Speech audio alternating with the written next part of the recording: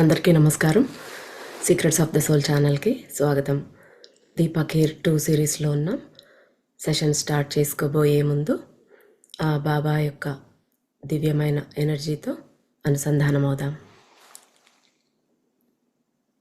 ఓం శ్రీ గురుభ్యో నమః. ఓం సాయి శ్రీ సాయి జయ జయ సాయి. ఓం సాయి శ్రీ సాయి జయ జయ సాయి. ఓం సాయి శ్రీ సాయి జయ జయ సాయి. ఓం సాయి రామ్.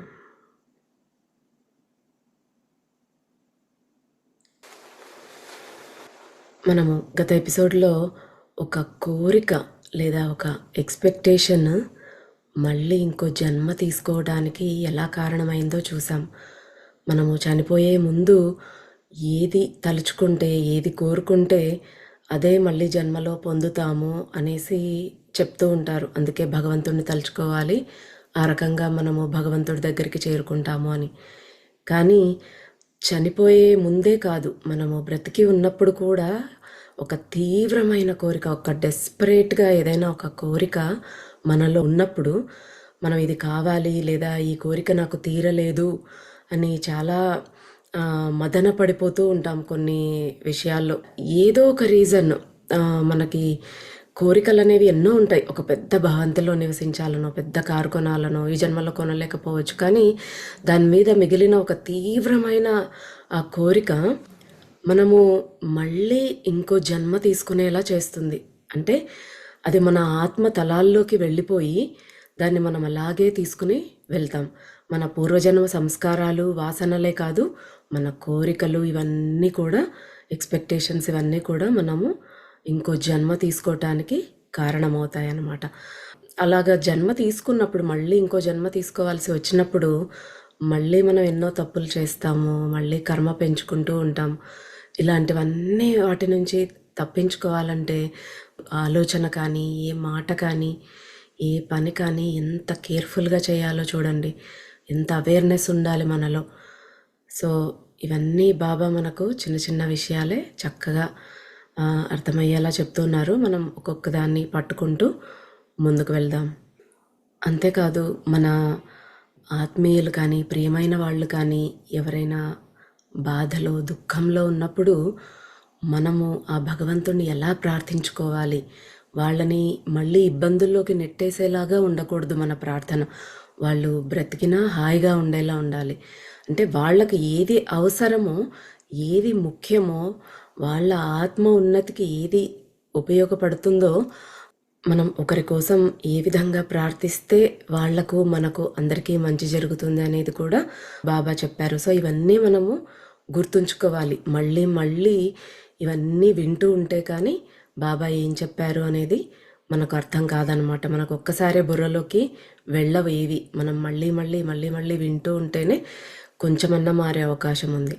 ఇక ఈరోజు బాబా మనకి ఏం బోధించబోతూ ఉన్నారో తెలుసుకుందాం. బ్లాండీ రుద్ర దగ్గరకు వచ్చి తన తోక ఊపడం మొదలుపెట్టింది. అది తన యజమానిని గుర్తించగలిగింది. బ్లాండీ రుద్ర చనిపోయిన ప్రదేశంలో, రుద్ర బాడీ దగ్గరే ఇంకా ఉంది. మనం ఒక కుక్క గురించి మాట్లాడుకున్నాం, గుర్తుంది కదా. కానీ అది రుద్రాన్ని చూడగానే తోక ఎలా ఊపుతోంది? మనకు తెలుసు, కుక్కలు ఇలాంటి జంతువులకి అవి ఆత్మలని చూడగలుగుతాయి. అవి ఒక్కోసారి చీకట్లోకి చూస్తూ ఊరికే అరుస్తూ ఉంటాయి. ఎందుకు ఇలా గోల చేస్తూ ఉన్నాయి అనుకుంటూ ఉంటాం, కానీ అవి ఆత్మలని గుర్తించగలుగుతాయని మనకు తెలుసు. సో ఇక్కడ కూడా రుద్రాన్ని చూసి ఆ బ్లాండీ మళ్ళీ ఇంకా తన యజమానిని చూడగానే దానికి సంతోషంగా ఉందన్నమాట. తోక ఊపడం మొదలుపెట్టింది. మరియు ఈ పరిస్థితి యొక్క వైరుధ్యం రుద్రను ఆశ్చర్యపరిచింది. మానవ జాతి దేవుని స్వరూపంలో సృష్టించబడింది, కానీ తన నిజమైన స్వరూపం నుండి చాలా దూరం వెళ్ళిపోయింది. అంతేకాక తన ఉన్నత స్వరూపాన్ని చాలా దుమ్ముతో, ధూళితో కప్పివేసింది. అవి ఏంటి అంటే కోపం, అసూయ, కామము, లోభము, సోమరితనం అనే దుమ్ము. దేవుని స్వరూపంలో సృష్టించబడినప్పటికీ మానవజాతి భూమిని మరియు జీవించడం అనే చర్యను భయంకరమైన చిత్తడి నేలగా సజీవ నరకంగా మార్చివేసింది. అంటే మనము రూపంలో ఆ భగవంతుడిలాగా, భగవంతుడికి ఒక రూపం లేదనుకోండి, కానీ మనం మన రూపంలోనే చిత్రించుకుంటూ ఉంటాం ఆ భగవంతుణ్ణి. దేవుడి స్వరూపంలో సృష్టించబడ్డాము అనుకున్న ఆ దేవుడి తత్వం నుంచి మనం చాలా దూరంగా వెళ్ళిపోయామన్నమాట. ఎందుకు? మనము పెంచి పోషించుకుంటున్నటువంటి కోపము, క్రోధము, ఇలాంటి అసూయ, సోమరితనము, ఇలాంటి అనేకమైన భావాలు మనలోని దైవత్వాన్ని కానీ లేదా ఎదుటి మనిషిలోని దైవత్వాన్ని గుర్తించలేకపోతూ ఉన్నాం. నిత్యం లేచిన దగ్గర నుంచి ఏదో ఒక దుఃఖంలోనే ఉంటున్నాం, బాధలోనే, ఒకరిపైన అసూయ, ఓర్చలేకపోవటము, ఇలాంటి వాటిల్లోనే కొట్టుకుపోతూ ఉన్నాం. మన ఆత్మ స్వరూపం ఎక్కడుందో, ఎలా ఉందో దాని నుంచి చాలా దూరంగా జరిగిపోతూ ఉన్నాం. ఒక అద్దం ఎలాగా మన రూపం మనం చూసుకోవాలి అంటే అది క్లియర్గా ఉంటేనే మనం నీట్గా కనపడతాం. మరకలు పడిపోయి ఉందనుకోండి అద్దం, మన స్వరూపం మనం క్లియర్గా చూసుకోలేం. అలాగే ఇలాంటి భావాల వల్ల మన ఆత్మ కప్పబడిపోయింది. ఆత్మ ఎప్పుడు భగవంతుడికి దగ్గరగా ఉంటుంది. ఆ ఆత్మస్వరూపం, ఆ ఆత్మతత్వంలో నుంచి, ఆ ఆత్మతత్వంలో ఉన్న దైవత్వంలో నుంచి మనం చాలా దూరంగా వెళ్ళిపోతూ ఉన్నాం. సో మన జీవితాన్ని ఇలాంటి వాటి వల్ల మనమే నరకంగా మార్చుకుంటూ ఉన్నామంటున్నారు బాబా. మానవ జాతిలో చాలామందికి ఎలా జీవించాలో తెలియదు, మరియు ఎలా జీవించాలో తెలిసిన వారు కర్మశుద్ధి అంటే కార్మిక్ క్లెన్జింగ్ కారణంగా అటువంటి నరకం గుండా వెళుతూ ఉన్నారు. చావు ఒక ఆనందకరమైన విశ్రాంతిగా మారింది. నిజమే, చేయరాని పనులన్నీ చేస్తాము, మనకి ఎలా జీవించాలో అస్సలు తెలియదు. అది బోధించడానికే మనకి గురువులందరూ వచ్చారు, కానీ మనం వింటాం, వదిలేస్తూ ఉంటాం, అది వేరే సంగతి అనుకోండి. కానీ ఎలా జీవించాలో తెలిసిన వాళ్ళు కూడా కర్మశుద్ధి కారణంగా, కర్మశుద్ధి అవ్వడం అంటే ఏంటి? కర్మ పోతోంది అంటే మనం దాన్ని అనుభవిస్తూ ఉన్నాం, మనం అనుభవించి పోగొట్టుకుంటూ ఉన్నాం. ఇప్పుడు ఒక కష్టం వచ్చింది, బాధ వచ్చింది అంటే మీనింగ్ ఏంటి? మన కర్మ శుద్ధి జరుగుతోంది అక్కడ.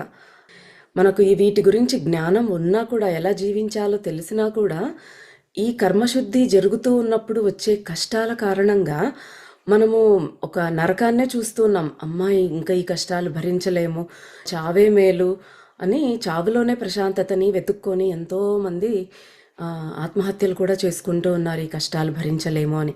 కానీ ఒక్క సెకండ్ వాళ్ళు ఇదంతా ఎందుకు వస్తుంది, ఈ బాధలు, ఈ దుఃఖాలు, ఈ కష్టాలు ఎందుకు వస్తున్నాయి? మన కర్మ శుద్ధి జరుగుతోంది అంటే మన పాపం బ్యాగ్ క్లీన్ అయిపోతుంది అనమాట.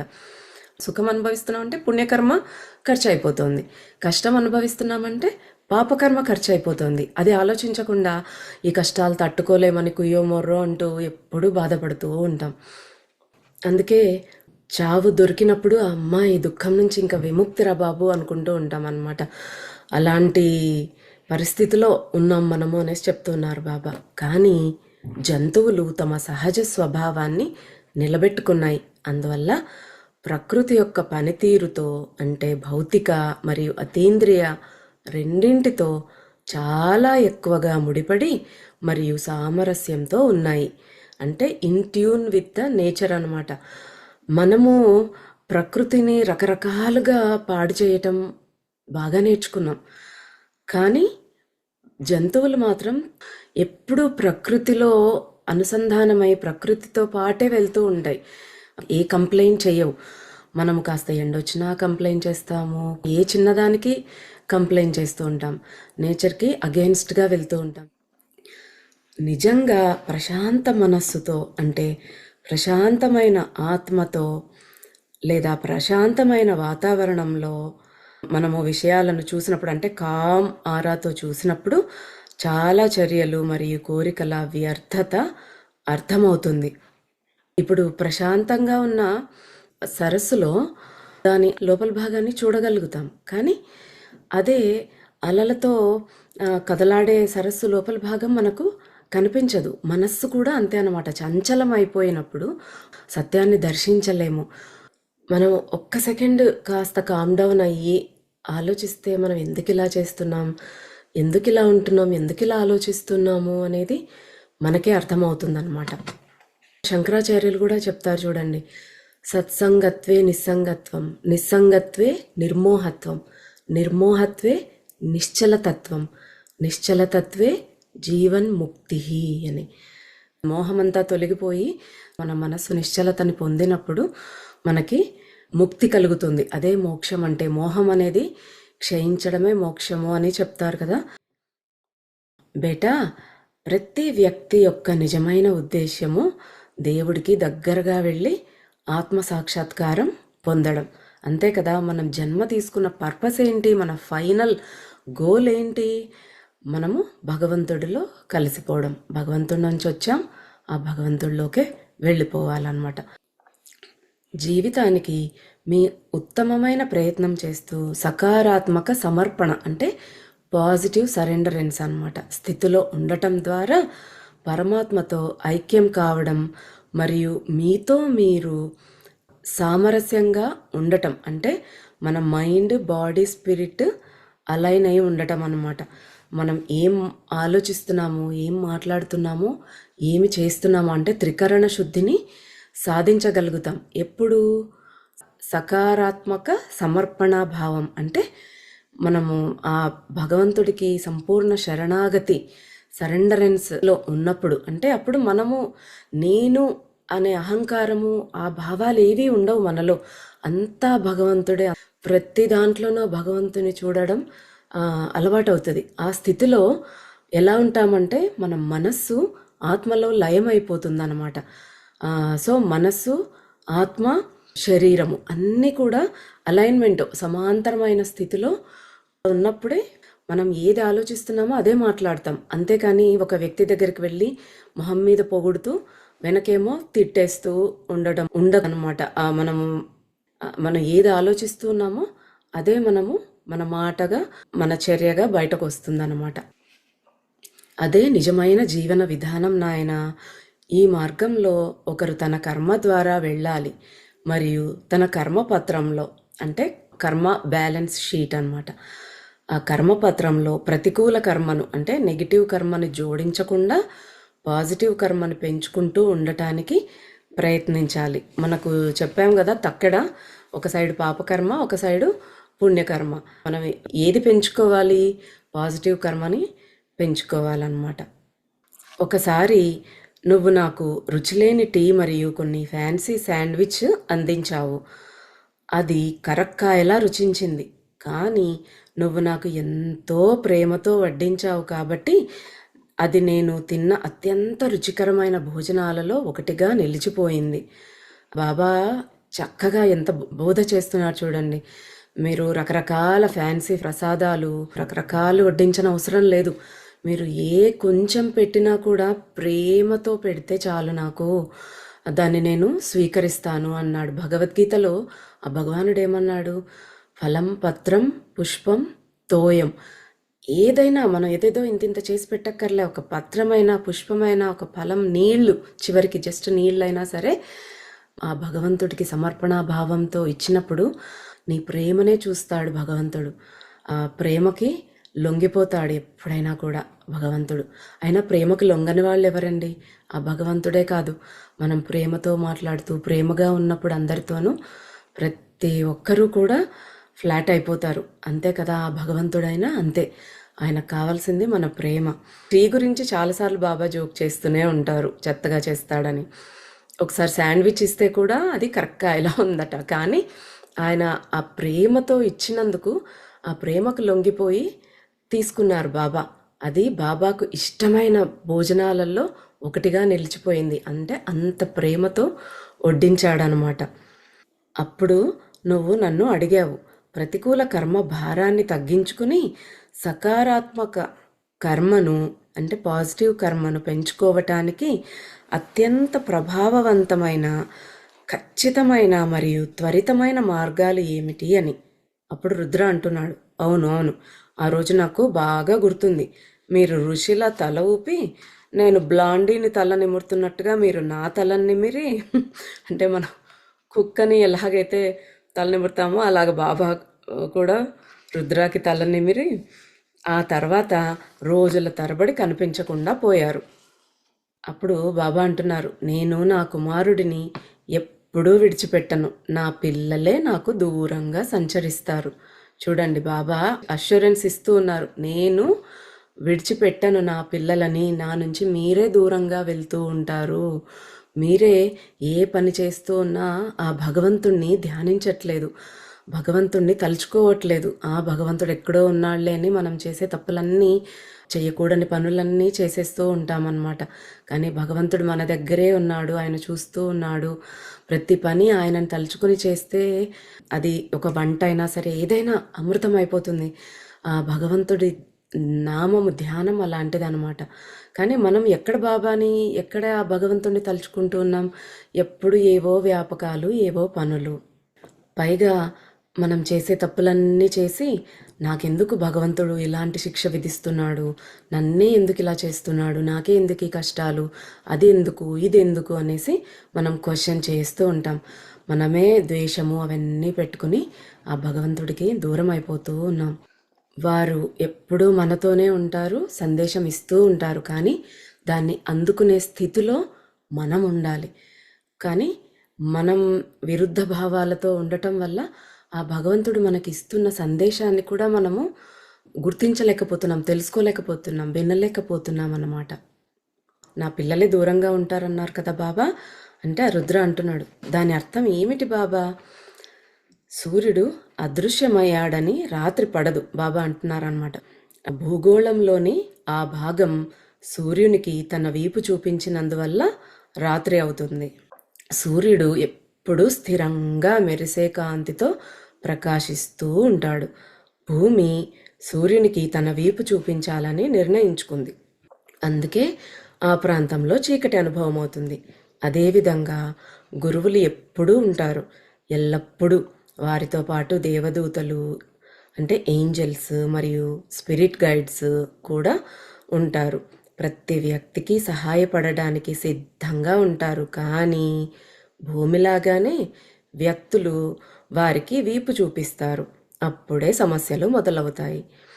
మీరు గురువు యొక్క శక్తితో నిరంతర ప్రవాహంలో ఉంటే మీ గురువు ఎలా లేకుండా ఉంటారు? ఎంత ధైర్యం అంటే, how dare your master not be present అంటున్నారు బాబా. ఇప్పుడు సూర్యుడు ఎక్కడికి వెళ్ళాడు, ఒకే చోట ఉంటాడు. కానీ భూమే తిరుగుతూ ఉంటుంది. అందుకే సూర్యుడికి వీపు చూపించినప్పుడు మనకు రాత్రి అవుతుంది, సూర్యుడి ఎదురుగా ఉన్నప్పుడు మనకు పగలవుతుంది. సో సూర్యుడు అక్కడే ఉన్నాడు, అలాగే భగవంతుడు అక్కడే ఉన్నాడు. భూమిలాగా మనమే ఆ భగవంతుడికి వీపు చూపిస్తూ, ఆ భగవంతుడు నన్ను పట్టించుకోవట్లేదు అనో, గురువు పలకడు అనో అలాగా మనం భావిస్తూ ఉంటామన్నమాట. కానీ ఆ భగవంతుడు ఎప్పుడూ ఉంటాడు మనతో పాటే. ఆ భగవంతుడే కాదు, ఏంజల్స్ ఉంటారు, స్పిరిట్ గైడ్స్ ఉంటారు.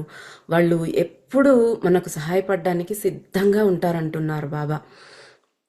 మనం ఎప్పుడు కనెక్టెడ్గా ఉంటే నామస్మరణ కానీ అలాగ చేస్తూ, ఆయనని ప్రతి పనిలో ఆయనని తలుచుకుంటూ, ఆయనకే సమర్పణ భావంతో చేస్తూ అలా ఉన్నప్పుడు మనం అలాంటి స్థితిలో ఉండి ఆయనను పిలుస్తూ ఉంటే రాకుండా ఉండటానికి అసలు ఆ గురువుకి ఎంత ధైర్యం అంటున్నారు బాబానే.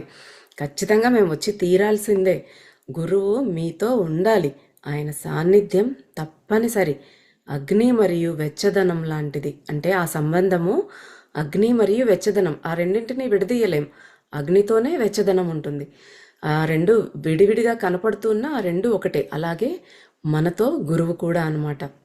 సూర్యుడు మరియు మండే సూర్యకాంతి లాంటిది, సముద్రము మరియు అలల లాంటిది. అవన్నీ ఒకటే అయినా వేరు, కానీ అవి ఒకటే. సంతోషంతో కూడిన శరణాగతి స్థితిలో ఉండండి. మీ గురువు లేదా మీ మార్గదర్శకులు మరియు దేవదూతలు ఎక్కడ మాయమవుతారో నేను చూస్తాను. వారు తప్పనిసరిగా ఉండాలి, ఎందుకంటే అది ప్రాచీన నియమం, ఏన్షియంట్ లా. మీరు ఒక అడుగు వేస్తే మేము మీ వైపు అంటే ఆ వ్యక్తి వైపు 100 అడుగులు వేయాలి. చూడండి, ఈ సూర్యుడు, సూర్యకాంతి, సముద్రము, అలలు ఇవన్నీ కూడా, అలలు డిఫరెంట్గా కనపడినా మళ్ళీ సముద్రంలోకే వెళ్ళిపోతూ ఉంటాయి. సూర్యుడి నుంచే సూర్యకాంతి వస్తూ ఉంటుంది. ఆ రెండు సపరేట్ కనపడినా ఆ రెండు విడదీయ రానివన్నమాట. అవన్నీ ఒక్కటే. అలాగే మనం కూడా అని చెప్తూ ఇది ఒక ఏన్షియంట్ లా, అంటే మాకు రూల్. మీరు సమర్పణా భావంతో పిలిస్తే మేము అక్కడ ఉండాల్సిందే, రావాల్సిందే. మాకు వేరే చాయిస్ అనేది లేదు, అదొక నియమం మాకు. కాబట్టి ఇంక తలుచుకోవడం మనదే ఆలస్యం అన్నమాట. మనం ఒక్క అడుగేస్తే ఆయన 100 అడుగులు ముందుకేసి మన దగ్గరికి వస్తాడు. కానీ ఆ ఒక్క అడుగు వేయటానికి మనం ఎంత సంకోచిస్తూ ఉన్నాము. అప్పుడు రుద్ర అడుగుతూ ఉన్నాడనమాట, ఎలా నిరంతర సంపర్కంలో ఉండగలరు? మాస్టర్స్ మరియు లైట్ వర్కర్స్ సేనతో సంబంధం కలిగి ఉండటానికి అత్యంత సులభమైన మార్గం శ్వాస. మీ శ్వాసతో నిరంతరం ట్యూన్లో ఉండాలి, అంటే దానితో ఎప్పుడు సామరస్యంతో ఉండాలన్నమాట. మన శ్వాస అన్నింటికంటే సులభమైన మార్గం శ్వాస. అప్పుడు మీరు ప్రకృతితో సామరస్యంతో ఉంటారు. తద్వారా మాస్టర్తో మరియు ఈ పవిత్ర బృందంతో ఆ హార్మనీలో ఉన్నారని నిశ్చయించుకోవచ్చు. మనం కేవలం శ్వాసతో ఉన్నట్టయితే ఆ భగవంతుడితో, గురువులతో, ఆ స్పిరిట్ గైడ్స్, ఏంజల్స్ అందరితో కూడా కనెక్టెడ్గా ఉన్నట్టే అనేసి చెప్తున్నారు బాబా. మేము నిజంగా ఒక బృందం, ఒక టీం. మేము మా వారితో కలిసి ఉంటాం. మన అన్న వారిని ఎన్నడూ వదిలిపెట్టం. ఏమైనా సరే, ఎన్ని జన్మలైనా సరే. 100 జన్మల్లో వ్యక్తి మమ్మల్ని గుర్తుపెట్టుకోకపోయినా, మమ్మల్ని కోరుకోకపోయినా, లేదా మన మార్గంలో నడవకపోయినా సరే, మేము ఎప్పటికీ మన వారిని వదిలిపెట్టము. మన వారు అంటే ఆయనను తలుచుకునేవారు, ఆయనను గుర్తుంచుకునేవారు, ఆయన నేను ఎప్పుడు మేము వదలము అనేసి చెప్తూ ఉన్నారు. మీరే మర్చిపోతారు కానీ మేము వదలము. మీ శ్వాసతో సామరస్యంలో ఉండటం అంటే మీ శ్వాస గురించి అవగాహన కలిగి ఉండటం. మీకు ఖాళీ సమయం ఉన్నప్పుడల్లా కళ్ళు మూసుకొని మీ శ్వాసను అనుసరించటానికి ప్రయత్నం చేయండి. అంటే ఫాలో అవ్వాలి శ్వాసని. మనము ఎప్పుడు టైం దొరికినా, కొంచెం టైం దొరికినా ఏదో సెల్ చూద్దామా, టీవీ చూద్దామా కాకుండా కాస్త శ్వాస, ఓకే ఏదో మనకు జరుగుతోంది కదా ఈ శ్వాస ప్రక్రియ, దాన్ని గమనిద్దాం. పైకి కిందకి వెళ్తోంది, ఆడుతోంది, దాన్ని గమనించాలి అనేసి చెప్తున్నారు. అవును, మీ శ్వాసను అనుసరించండి, ఎందుకంటే అది మోక్షానికి మార్గం. మోక్షం యొక్క అత్యంత సరళమైన రూపం. The easiest way to attain self realization and salvation అన్నమాట. అదేంటి? మీ శ్వాసను ఫాలో అవ్వడం, అనుసరించటం.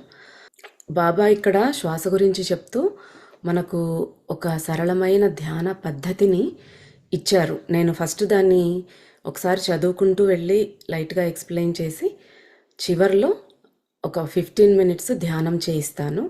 సో మీరు వింటూ ఉన్నప్పుడు మీ పనులన్నీ కాసేపు పక్కన పెట్టుకుని ఈ బాబా చెప్పిన ధ్యాన పద్ధతి ఏదుందో అనుసరించడానికి ట్రై చేయండి. దాని ద్వారా మోక్షాన్నే సాధించవచ్చు అనేసి చెప్తూ ఉన్నారు బాబా మనకు. అంటే కేవలం శ్వాసను పట్టుకోవడం ద్వారా మోక్షాన్నే పొందొచ్చు. మనకి ఇదే మార్గం పత్రిసార్ కూడా బోధించారు. కేవలం శ్వాస మీద ధ్యాస. ఎన్ని లేకపోయినా ఉండగలమేమో, కానీ శ్వాస లేకుండా, గాలి లేకుండా, గాలి తీసుకోకుండా, వదలకుండా కొద్దిసేపైనా ఉండగలమా? ప్రయత్నించి చూడండి. ఆ గాలి లేకపోతే మనం అసలు జీవించడం అనేది అసాధ్యం. ఆ శ్వాసలోనే మన ప్రాణము, ఆ భగవంతుడు ఉన్నాడనమాట. చెప్తున్నారు బాబా. ఆ శ్వాస అంటే ఆ గాలి మీ ముక్కు రంధ్రాలలోనికి వెళ్ళటాన్ని, తర్వాత మీ శరీరంలోనికి వెళ్ళటాన్ని గమనించండి.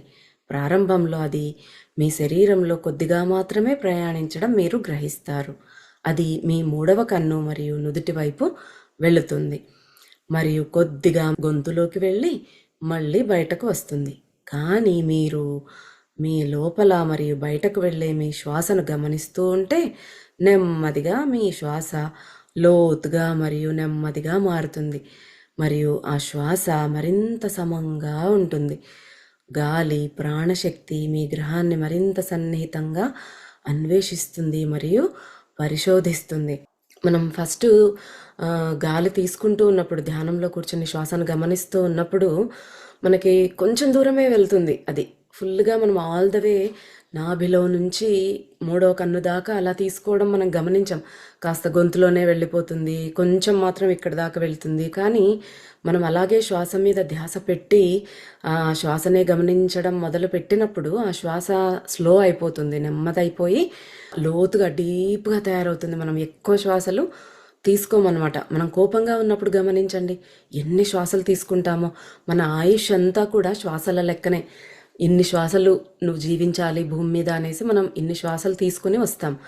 అందుకే ప్రశాంతంగా యోగం చేసేవాళ్ళు, ఈ క్రియాయోగ, సిద్ధయోగ ఇలాంటివన్నీ చేస్తూ ఉన్నప్పుడు ఎక్కువ శ్వాసలు తీసుకోరు. సో శ్వాసలన్నీ వాళ్ళు సేవ్ చేసుకుంటారు. ఆ సేవ్ చేసుకోవడం వల్ల వాళ్ళు ఎక్కువ సంవత్సరాలు జీవిస్తారు. అందుకే 100 ఏళ్ళు 1000 ఏళ్ళు తపస్సు చేశారు ఋషులు అనేసి చెప్తూ ఉంటారు. అది ఎందుకు అంటే వాళ్ళు శ్వాసని తగ్గించేశారు. వాళ్ళు శ్వాసనే గమనిస్తూ ఉన్నప్పుడు అది షార్టెన్ అయిపోతుంది అనమాట. ఇంకా వాళ్ళు మనం నిమిషానికి ఒక 20 శ్వాసలు తీసుకుంటాం అనుకోండి, వాళ్ళు కనీసం 4-5 కూడా తీసుకోరనమాట. అంటే 15 శ్వాసలు అక్కడ మిగిలిపోయాయి. అదంతా ఆ టైం అంతా లైఫ్ మనకి ఎక్స్టెండ్ అవుతుంది అనమాట, మన శ్వాస టైం. అదే కోపంలో ఉన్నప్పుడు పరిగెత్తి ఇలా కోతిలాగా అటు ఇటు ఉన్నప్పుడు ఎలాగా ఉంటుంది, చాలా ఫాస్ట్గా ఆడుతుంది. మనం శ్వాసలు చాలా ఫాస్ట్గా తీసుకుంటాం, అంటే అక్కడే అయిపోతుంది, మన ఆయుష్ అంతా అక్కడే అయిపోతుంది అనమాట. అందుకే చెప్తారు, తన కోపమే తన శత్రువు, తన శాంతమే తనకు రక్ష అనేసి. ఎందుకు అంటే ఇదే అనమాట. మెల్లగా మీరు ఇప్పుడు మీ గొంతుతో కూడా శ్వాస తీసుకుంటున్నారని మీరు గ్రహిస్తారంటే, శ్వాస మనం అలాగే తీసుకుంటూ నెమ్మది అవుతూ ఉన్నప్పుడు మన గొంతులో నుంచి శ్వాస తీసుకుంటామన్నమాట. తర్వాత మీరు మీ సోలార్ ప్లెక్సెస్ని, అంటే మన మణిపూరక చక్రం, మూడో చక్రం, నాభి దగ్గర ఉన్న మూడో చక్రము ఉపయోగిస్తున్నారు. ఇంకా మరికొంతసేపటి తర్వాత మీరు శ్వాస తీసుకున్నప్పుడు మీ నాభి నుండి లోతుగా శ్వాస తీసుకుంటున్నారు అని గమనిస్తారు. మీ శ్వాస మీ ఊపిరితిత్తులను మరియు పక్కటెముకలను, వీపును నింపి మీ శరీరం అంతటా కదులుతుంది. తరువాత కొంతసేపటికి మెల్లగా బయటకు వెళ్తుంది. అంటే మనం శ్వాస తీసుకున్నప్పుడు అంతా మన పక్కటెముకలు, ఊపిరితిత్తుల, వీపు, మన శరీరాన్ని అంతా నింపి టచ్ చేసి తర్వాత బయటకు వెళ్తుంది అన్నమాట. మీ దృష్టిని మీ శ్వాసపై మాత్రమే ఉంచండి. ఒక ప్రత్యేక పద్ధతిలో శ్వాస గతి తీసుకోవటానికి ప్రయత్నించొద్దు. అంటే శ్వాస గమనించాలంటే అదే పనిగా గమనిస్తూ మెల్లగా డీప్ బ్రీతింగ్ చేయటం కాదు. నార్మల్గా మనం ఎలా శ్వాస తీసుకుంటామో రెగ్యులర్గా అలానే తీసుకుంటూ జస్ట్ దాన్ని గమనించాలి, ఎలా లోపలికి వెళ్తోంది, ఎలా బయటకు వస్తోంది అని. శ్వాస లోపలికి తీసుకోండి మరియు శ్వాస వదలండి, కానీ ఎటువంటి ప్రయత్నము లేకుండా, అంటే మామూలుగా మనం ఎలా తీసుకుంటామో అలా లయ దానంతట అదే రానివ్వండి. మీకు సమయం దొరికినప్పుడల్లా మీ కళ్ళు మూసుకుని శ్వాసపై దృష్టి పెట్టండి. ఎరుకతో కూడిన శ్వాస గాలిని శక్తివంతమైన ప్రాణశక్తిగా మారుస్తుంది. అదే అన్నమాట ఇక్కడ ట్రిక్, కిటుకు. ఇది శుద్ధి ప్రక్షాళన ప్రక్రియ, అంటే క్లెన్జింగ్ ప్రాసెస్ అన్నమాట. మనము శ్వాస తీసుకున్నప్పుడు ఆ శ్వాస ఏం చేస్తుంది, మనకు లోపలికి వెళ్ళి ప్రాణశక్తిగా మారుస్తుంది, మనకు ప్రాణాన్ని పెంచుతుంది అన్నమాట. శుద్ధి చేసి నాడి మండలాన్ని శక్తివంతం చేస్తుంది. ఇది మరణిస్తున్న కణాలను పునరుజ్జీవింపచేస్తుంది. మన సెల్స్ కూడా, చనిపోతూ ఉన్న సెల్స్ కూడా వాటిని మళ్ళీ యాక్టివ్గా మారుస్తుంది అన్నమాట. ఇది వృద్ధాప్యాన్ని నిరోధిస్తుంది. మెల్లగా మీ కుండలిని శక్తిని మూలాధార చక్రం నుండి సహస్రారం దాకా కదిలేలా మార్గనిర్దేశం, అంటే గైడ్ చేస్తుంది. అది శరీరం, మనసు, హృదయం యొక్క అడ్డంకులను తొలగిస్తుంది. అంటే చూడండి, మన మూలాధార చక్రం అంటే మన గుదస్థానం నుంచి కింద మూలాధారం నుంచి పైకి కదులుతూ అన్ని చక్రాలని శుద్ధి చేస్తూ బ్లాకేజెస్ అన్నిటినీ కూడా క్లియర్ చేసేస్తూ సహస్రారానికి చేరుతోందన్నమాట. ఇది మిమ్మల్ని విశ్వశ్లోకం, అంటే కాస్మిక్ చాంట్ మరియు విశ్వశ్వాసతో లయింపచేస్తుంది. అంటే ఓం అని ఏదైతే వస్తుందో అది దాన్ని కాస్మిక్ చాంట్ అంటారనమాట, విశ్వశ్లోకం అంటారనమాట. దానితో మనల్ని ఒక్కటి చేస్తుంది. అది వినగలిగే శక్తి మనకు రావాలి. ఆ కాస్మిక్ చాంట్ ఎప్పుడు జరుగుతూ ఉంటుంది ఈ విశ్వంలో, ఓం అనేది. మనము దాన్ని వినలేనంత గందరగోళంగా ఉంటామన్నమాట. అది వినగలిగే స్థితి ఎప్పుడు వస్తుంది అంటే మనం ఆ శ్వాసతో లయించిపోయినప్పుడు ఆ కాస్మిక్ చాంట్తో ఏకమైపోతామంటున్నారు. మీరు శ్వాసలోకి మరింత మరింత కదులుతున్నప్పుడు మెల్లగా మీరు మీ శ్వాస అవుతారు, తర్వాత శ్వాసయే మీరు అవుతారు. అంటే అలాగ శ్వాసలోకి దానికి కనెక్ట్ అయిపోయి పూర్తిగా దాంట్లో లయించిపోయినప్పుడు మనమే శ్వాస, శ్వాసే మనము అవుతామన్నమాట. ఇంకా యోగం అంటే లయం, ఐక్యత జరుగుతుంది. ఈ ఐక్యత మిమ్మల్ని ఆయన లేదా ఆమె అంటే పరబ్రహ్మ పరబ్రహ్మిణి మార్గంలో దృఢంగా ఉంచుతుంది. ఆయన ఆమె వైపు కదులుతూ కొంతకాలం తర్వాత మీరు దైవం అవుతారు. కానీ ఇదంతా మీ శ్వాసను అనుసరించడంతో ప్రారంభం అవుతుంది. It all begins with observing your breath అన్నమాట. అంటే మన శక్తి మెల్లగా పైకి కదులుతూ సహస్రారంలో ఉన్న ఆ పరమేశ్వరుణ్ణి చేరుతుంది. అక్కడ లయం జరుగుతుంది, శివశక్తి ఐక్యం జరుగుతుంది అనమాట. అక్కడ ఇంకా దైవత్వాన్ని మనం ప్రకటించుకోగలిగే స్థితి, అంతా ఏకత్వ స్థితి అన్నమాట అది. శ్వాస మీ బాహ్య మరియు అంతర్గత గురువు. శ్వాసే మీ గురువు అని పత్రిసార్ కూడా మనకి ఎప్పుడు చెప్తూ ఉంటారు. ఆ గురువుని అనుసరిస్తే చాలు, అదే మిమ్మల్ని ఎలాగా తీసుకెళ్లాలో అలా తీసుకెళ్తుంది అనేసి చెప్తారనమాట. మీ గురువును అనుసరించండి. మీ గురువు అంటే శ్వాస రూపంలో ఉన్న మన గురువు మనల్ని మోక్షం వైపు మరియు మోక్షానికే నడిపిస్తారు. గుర్తుంచుకోండి, శ్వాస అంటే ఏంటి? అది కేవలం గాలి పీల్చుకోవడం గురించి మాత్రమే కాదు, ఆక్సిజన్ లేదా గాలిని ప్రాణశక్తిగా మార్చడం గురించి. శ్వాసని మనం ఒక టూల్ లాగా తీసుకుని ప్రాణాయామ ప్రక్రియతో మనం గాల్లో ఉన్న ఆక్సిజన్ని, ఆ గాలిని ప్రాణశక్తిగా మార్చుకుంటున్నాం. మనము కేవలం ఉట్టి గాలి ద్వారానే కాదు బ్రతుకుతూ ఉన్నది, ఆ గాలి మనకు లోపలికి వెళ్ళి ప్రాణశక్తిగా మారుతోందనమాట. అందుకే ఒక వ్యక్తి చనిపోయినప్పుడు గాలి పోయింది, ఆక్సిజన్ పోయింది అనరు, ప్రాణం పోయింది అంటారు. అంటే ఆ ప్రాణ అనేది ఎక్కడుంది? మనం శ్వాస తీసుకున్నప్పుడు అది లోపలికి వెళ్ళి ఆ ఆక్సిజన్ని, ఆ గాలిని ప్రాణశక్తిగా మారుస్తోంది. ప్రాణశక్తిగా మారుస్తోంది కాబట్టి మనం జీవించగలుగుతూ ఉన్నాం అన్నమాట. అది గాలి నుండి ప్రాణశక్తిని వేరు చేసి మిమ్మల్ని పునరుజ్జీవింపచేస్తుంది. ప్రాణశక్తి అనేది జీవశక్తి, అంటే లైఫ్ ఫోర్స్ అనమాట. ఆక్సిజన్ను జీవశక్తిగా మార్చడం. శవంలోకి కూడా గాలి ప్రవేశిస్తుంది, కానీ దాని అర్థం శవం ఇంకా శ్వాస తీసుకుంటోంది మరి సజీవంగా ఉంది అని కాదు. తేడా ఏమిటంటే శవంలోకి ప్రవహించే గాలి ప్రాణశక్తిగా మారడం లేదు, లేదా ఆక్సిజన్ నుంచి ప్రాణశక్తి వేరు చేయబడడం లేదు. అదే చూడండి, శవంలోకి కూడా గాలి వెళ్తుంది, గాలి నిండిపోతుంది శవంలో, మనిషి చనిపోయిన తర్వాత కూడా. మరి అది శవము బ్రీత్ చేస్తున్నట్ట కాదు కదా. కానీ మనము బ్రీత్ చేస్తుంటే బ్రతికి ఉన్నాం అంటే మీనింగ్ ఏంటి? ఆ ఆక్సిజన్ ప్రాణశక్తిగా, జీవశక్తిగా మార్చబడుతోందన్నమాట. ఆ ప్రాణం వల్లనే, ఆ జీవశక్తి వల్లనే మనం బ్రతుకుతూ ఉన్నాం. అందుకే ఈ జీవశక్తిని ఆ భగవంతుడితో పోలుస్తారు. అందుకే శివం అన్నమాట. ఈ ప్రాణశక్తి ఉన్నంత వరకే మనము శివం, అది లేనప్పుడు శవం.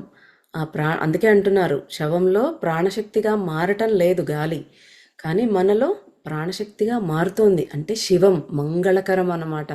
మనం బ్రతికి ఉన్నామంటే మంగళకరం. శివం అంటేనే మంగళకరుడు, ఆ శివుడిగా ఉన్నాం మనము. ఆ శవం ఎలా ఉంది? ఆ శివం లేదు, అందులో ప్రాణశక్తి లేదు. అదే చెప్తున్నారు. మీరు మీ శ్వాసపై దృష్టి పెట్టినప్పుడు మీరు అప్రయత్నంగా ప్రాణశక్తిపై ఎక్కువ దృష్టి పెడుతూ ఉన్నారు. అంటే ఇండైరెక్ట్గా ఏంటి? మనము శ్వాస ఎలా కదులుతోందంటే మనలో ప్రాణం కదలబెట్టే మన శ్వాస కూడా కదులుతోందన్నమాట.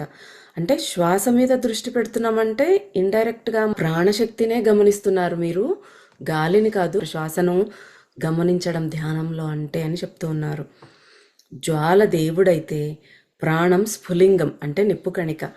శ్వాస ప్రక్రియ ఒక వాహనం అంటే రథం. మీరు శ్వాసపై, మీలో ప్రవహించే ఆక్సిజన్పై ఎంత ఎక్కువ దృష్టి పెడితే మార్పిడి ప్రక్రియ అంటే కన్వర్షన్ ఫ్రమ్ ఆక్సిజన్ టు ప్రాణ మరింత సున్నితంగా మరియు మరింత ప్రభావవంతంగా మారుతుంది.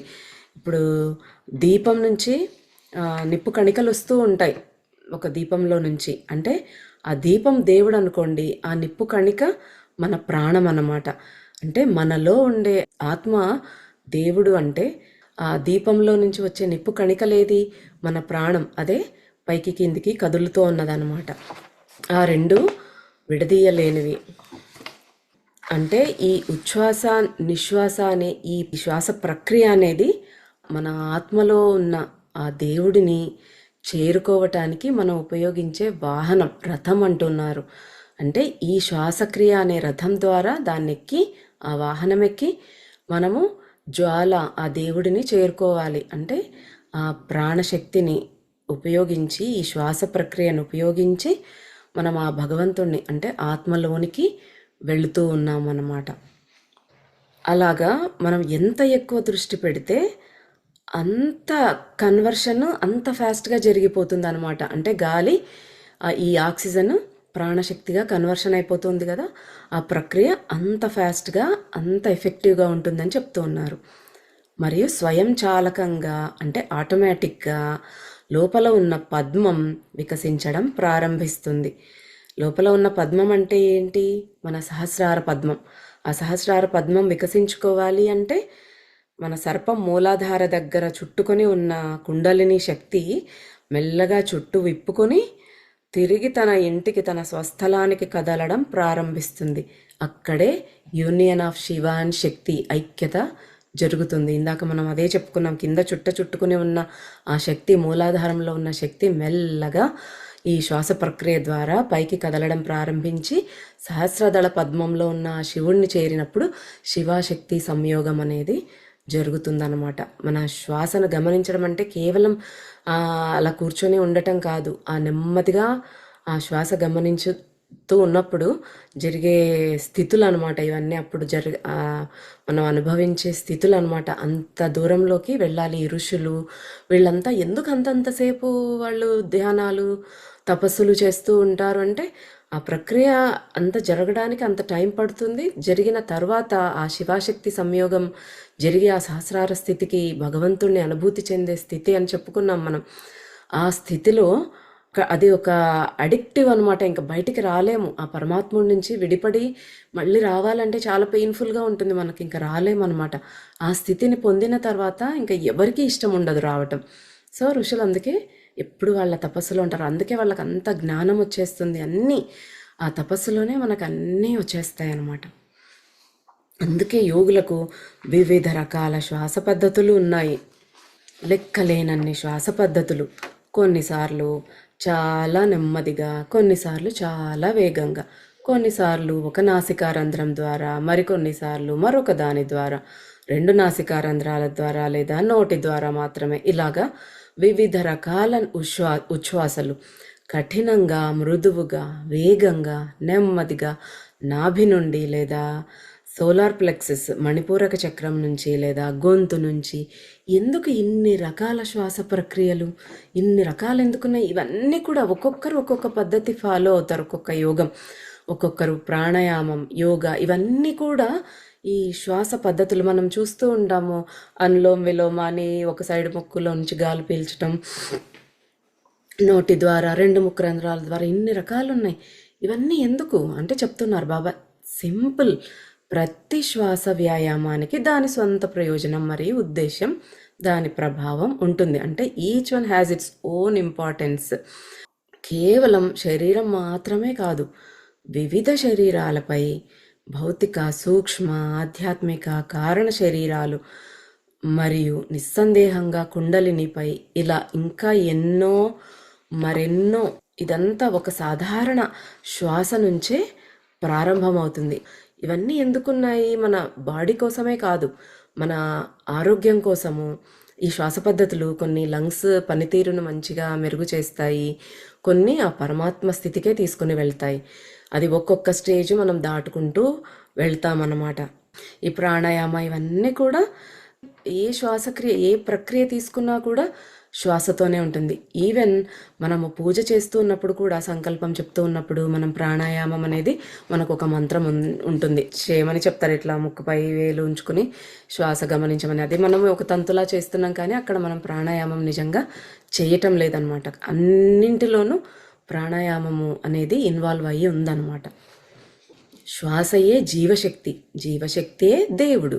శ్వాసపై దృష్టి పెట్టడం ద్వారా జీవశక్తిపై దృష్టి పెడతారు.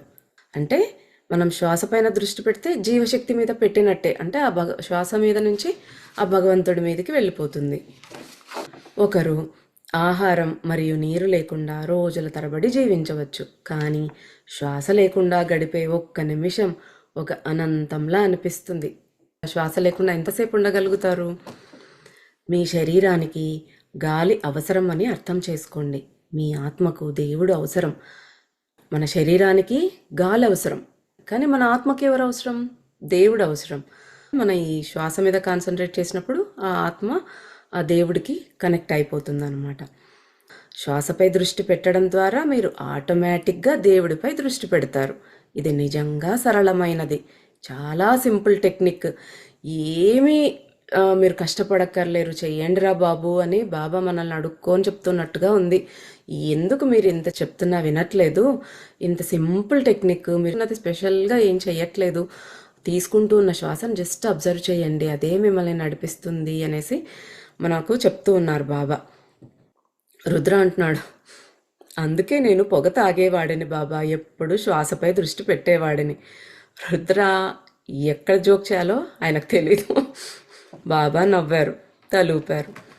అయితే బాబా, మీరు కర్మను శుద్ధి చేసుకోవటానికి అత్యంత వేగవంతమైన మార్గం గురించి చెప్పబోతున్నారు.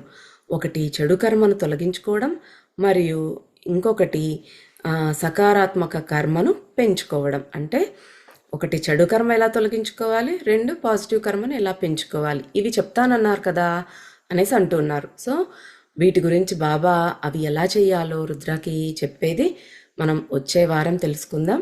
ఇప్పుడు బాబా చెప్పిన ఈ శ్వాస పద్ధతి ఏంటో చూద్దాం. ఒక 10-15 మినిట్స్ బాబా చెప్పినదే నేను చెప్తాను, అదే మనం పాటిస్తూ ధ్యానంలోనికి వెళ్దాము. బాబా చెప్పినది ఏదో లోపల ఎలా జరుగుతుంది, ఏం జరుగుతుంది అనేది ఒకసారి గమనిద్దాం. ఇప్పుడు అందరూ అన్ని పనులు పక్కన పెట్టేసి ఒక్క 10 నిమిషాలు మీకోసం మీరు స్పెండ్ చేయండి. ఇది ఎవరికి మనము చేసే సహాయం కాదు, అంటే మనం ఎవరి కోసమో ఏమీ కష్టపడట్లేదు. ఇది కేవలం మన కోసం, మన శ్వాస ద్వారా ఆ భగవంతుడిని కనెక్ట్ అవ్వటానికి బాబా ఉపదేశించిన చిన్న సింపుల్ మార్గం. దాన్ని మనం ఇప్పుడు చేద్దాం. చక్కగా స్థిర సుఖాసనంలో కూర్చోండి. కింద కూర్చోలేని వాళ్ళైతే చైర్లో కూర్చుని కాళ్ళు 2 క్రాస్ చేసుకోండి. కింద గ్లాసెస్ పెట్టుకునే వాళ్ళు తీసి పక్కన పెట్టేసేయండి. స్పెక్స్ కదలకుండా ప్రశాంతంగా ఒక ఆసనం చూసుకుని కూర్చోండి.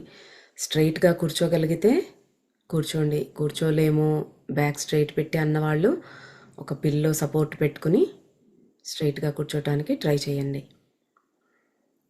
కళ్ళు మూసుకోండి. నార్మల్గా మీరు ఎలా శ్వాసిస్తారో అలాగనే శ్వాస, అంటే గాలి మీ ముక్కు రంధ్రాలలోనికి వెళ్ళటాన్ని గమనించండి.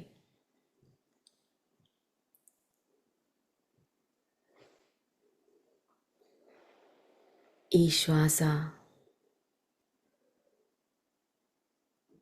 ముక్కులో నుండి శరీరంలోనికి వెళ్ళటాన్ని గమనించండి. శరీరాన్ని పూర్తిగా రిలాక్స్ చేసుకుని హాయిగా ప్రశాంతంగా కూర్చుందాం. అన్ని శరీర భాగాల్లో తల నుంచి కాలి వేళ్ళ దాకా అన్ని భాగాలలో ఉన్నటువంటి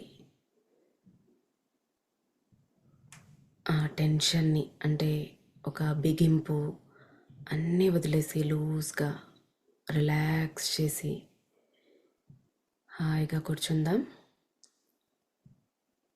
శ్వాస ఎక్కడికి వెళ్తోంది మన ముక్కులో నుంచి శరీరంలో ఎక్కడెక్కడికి వెళ్తుందో గమనిద్దాం.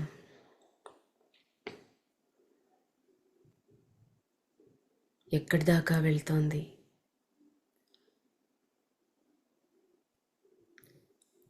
మీ పొట్ట శ్వాసిస్తూ ఉన్నప్పుడు, గాలి తీసుకుంటూ ఉన్నప్పుడు ముందుకు రావటం, గాలి వదులుతూ ఉన్నప్పుడు వెనక్కి వెళ్ళటం గమనించండి.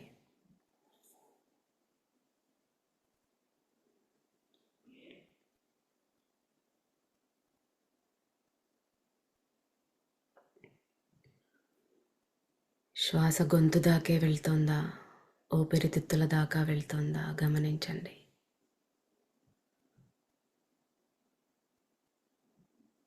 ఉచ్ఛ్వాస, నిశ్వాస.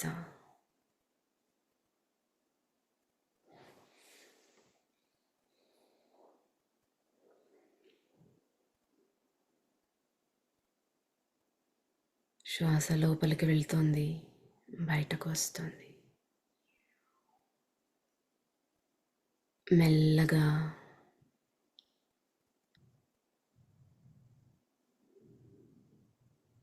శ్వాసని గమనిస్తూ ఉండండి.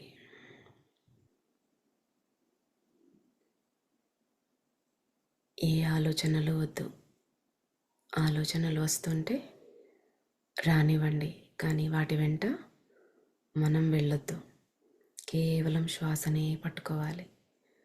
ఆ శ్వాస అనే బ్రిడ్జ్ దాటి మనం ఆ భగవంతుడి దగ్గరికి వెళ్ళాలి.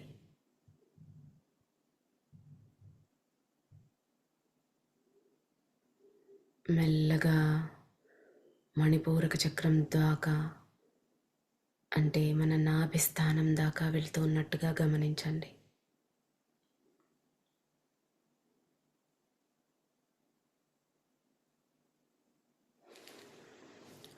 గొంతు ద్వారా ఇంకా కిందకు వెళ్ళి మణిపూరక చక్రం దాకా వెళ్తోంది. మరలా పైకి గొంతు ద్వారా ఇంకా పైకి ముక్కును దాటి మన మూడవ కన్ను దాకా, అంటే మన భ్రుకుటి మధ్యలో, రెండు ఐబ్రోస్ మధ్యలో ఉన్న స్థానం, మూడవ కన్ను ఉన్న స్థానం, అక్కడి దాకా శ్వాస వెళ్ళటాన్ని గమనించండి.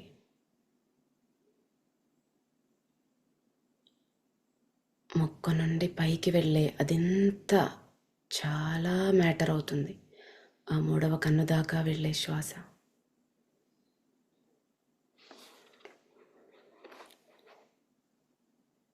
గాలి పీల్చుకుంటూ ఉన్నప్పుడు ఆ ఆక్సిజన్ మనలోనికి వెళ్ళి మనలో ప్రాణశక్తిగా మారుతూ ఉన్నట్టుగా విజువలైజ్ చేసుకుందాం. ఆ జరుగుతూ ఉన్నదాన్ని ఎలా జరుగుతుందో అని మనము విజువలైజ్ చేసుకుందాం.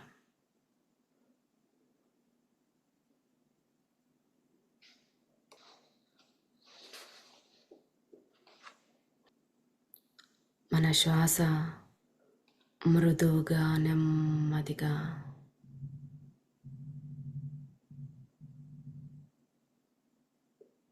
స్లో డౌన్ అయిపోవడం గమనించవచ్చు. అదే పనిగా శ్వాసని స్లోగా తీసుకోవద్దు.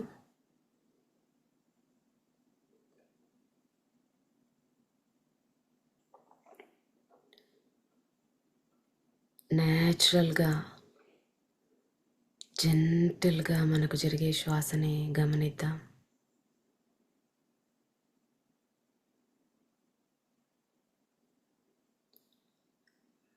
మన శ్వాస మన ఊపిరితిత్తులకు లోపలికి వెళ్ళి ఊపిరితిత్తుల్లోనికి, మన పక్కటెముకల్లోనికి, మన వీపులోనికి అంతా వెళ్ళి నింపేస్తోంది. శరీరం అంతా మన శ్వాస వెళ్తోంది, కదులుతోంది. ఇప్పుడు మెల్లగా బ్రీత్ అవుట్, బయటకు వచ్చేస్తుంది.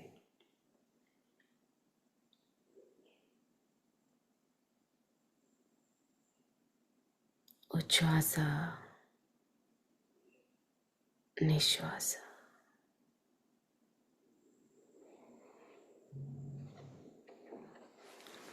ఎరుకతో కూడి మనం శ్వాసిద్దాం.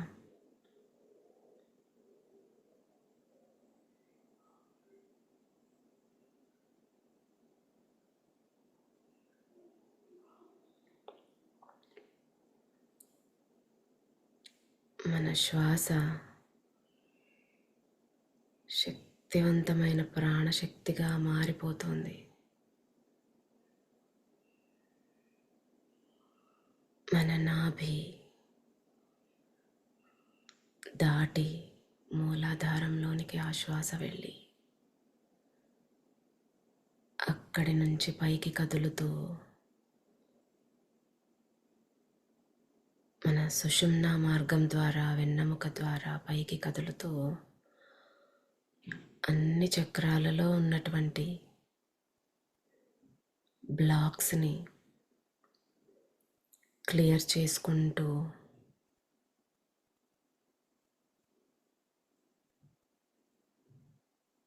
మన నాడీ మండలాన్నంతా శుద్ధి చేస్తూ ఆ శ్వాస పైకి వెళుతున్నట్టుగా భావన చేయండి.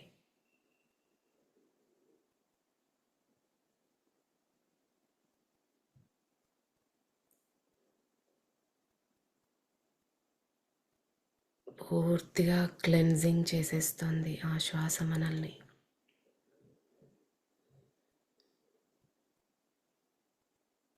మనలో డెడ్ సెల్స్ అన్నింటినీ, మరణించిన కణాలన్నింటినీ కూడా పునరుజ్జీవింపచేసేస్తుంది.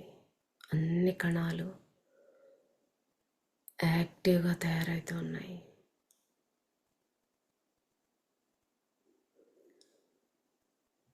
మన ఏజ్ తగ్గిపోతుంది, వృద్ధాప్యాన్ని నివారిస్తోంది ఆ ప్రాణశక్తి. ఎరుక లేకుండా మనం తీసుకునే శ్వాస కేవలం మనం బ్రతికేలా చేస్తుంది. కానీ ఎరుకతో మనం తీసుకుంటూ ఉన్న ఈ శ్వాస మనలో శుద్ధి జరిగేలా చేస్తోంది. మన శరీరంలో, హృదయంలో,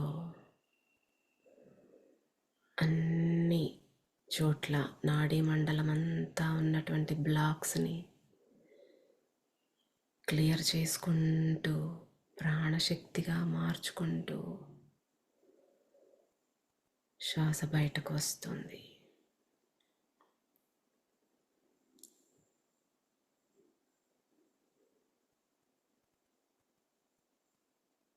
మన శ్వాస సమంగా ఉంది.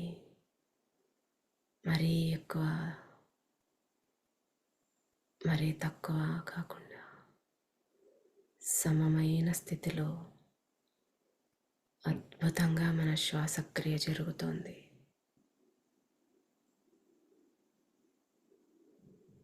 గొంతు ద్వారా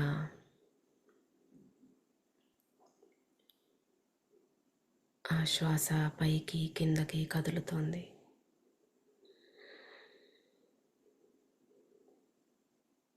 మూడవ కన్ను దాకా వెళ్తుంది. అలాగే మణిపూరక చక్రాన్ని టచ్ అవుతుంది.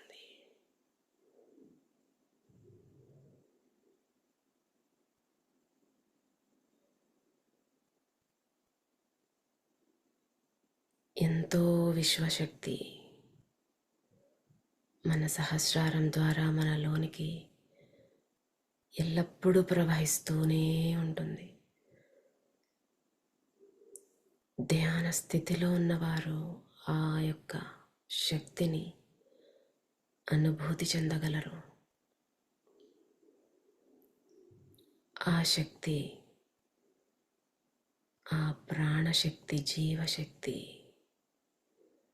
మన శరీరంలోని ప్రతి కణంలోనికి, ప్రతి భాగంలోనికి అణువున నిండిపోయి మనకు ఎక్కడ ఏ అనారోగ్యం ఉన్నా కూడా అన్నీ క్లియర్ అయిపోతూ ఉన్నట్టుగా. అక్కడ ఉన్న భారం, నెగిటివిటీ అంతా మన శ్వాస వదిలినప్పుడు నిశ్వాసతో బయటకు వచ్చేస్తున్నట్టుగా భావన చేయండి.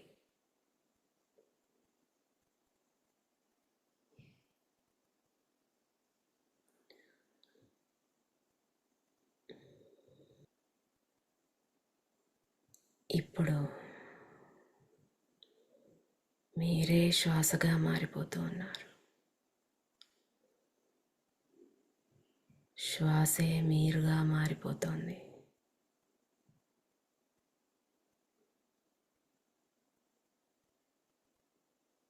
ఈ ఐక్యత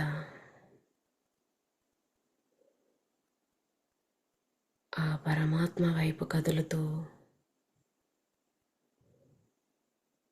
మనమే దైవంగా మారుతున్నాం.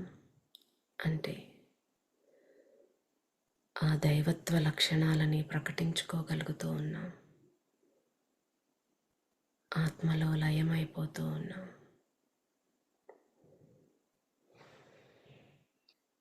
శ్వాసే మన గురువు.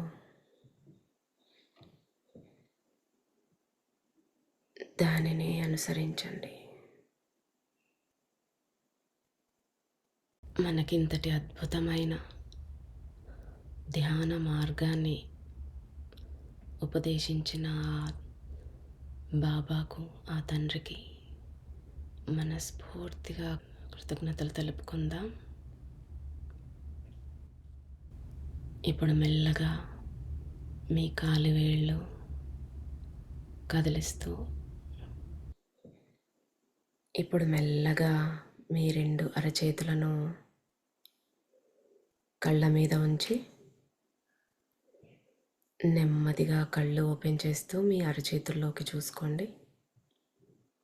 ధ్యానంలో నుంచి బయటకు వచ్చేద్దాం. ఎంత రిలాక్స్ అయ్యారో గమనించుకున్నారా? మనలో ఉన్న టెన్షన్లు, స్ట్రెస్లు అన్నీ కూడా కాసేపు మనం జస్ట్ శ్వాసను గమనించటం వల్ల అన్నీ పోయి చక్కగా రిలాక్స్ అయిపోతాం. సో ఇది మనము ప్రతిరోజు ప్రాక్టీస్ చేసుకుందాం. మన శ్వాసని మనం అదే పనిగా కూర్చొని కళ్ళు మూసుకోవటమే కాదు, కళ్ళు తెరుచుకుని ఉన్నప్పుడు ఏ పని చేస్తూ ఉన్నా కూడా శ్వాసని గమనిస్తూ ఉన్నప్పుడు మనం వర్తమాన క్షణంలోనికి వచ్చేస్తాం. అప్పుడు వర్తమాన క్షణంలో ఉండటం అంటే ఆ భగవంతుడికి దగ్గరగా ఉన్నాం. ఏవేవో ఆలోచనలు పిచ్చి పిచ్చిగా ఏమీ లేకుండా మనతో మనము ఉన్నప్పుడు ఆ పరమాత్మతో లయించబడతాం, అనుభవం చెందుతాం. వర్తమాన క్షణంలోనే ఆ భగవంతుడు ఉన్నాడు. ఇక వచ్చే వారం మళ్ళీ కలుద్దాం. అప్పుడు బాబా మన పాజిటివ్ కర్మని ఎలా పెంచుకోవాలి, ఉన్న చెడు కర్మని ఎలా తొలగించుకోవాలో చెప్పబోతూ ఉన్నారు. ఎంతో సరళమైన మార్గాలే చెప్తారు షూర్గా కదా బాబా. మనం పాటించగలిగేవే ఉంటాయి. సో వచ్చే గురువారం మళ్ళీ కలుద్దాం. అంతవరకు సెలవు. స్వస్తి.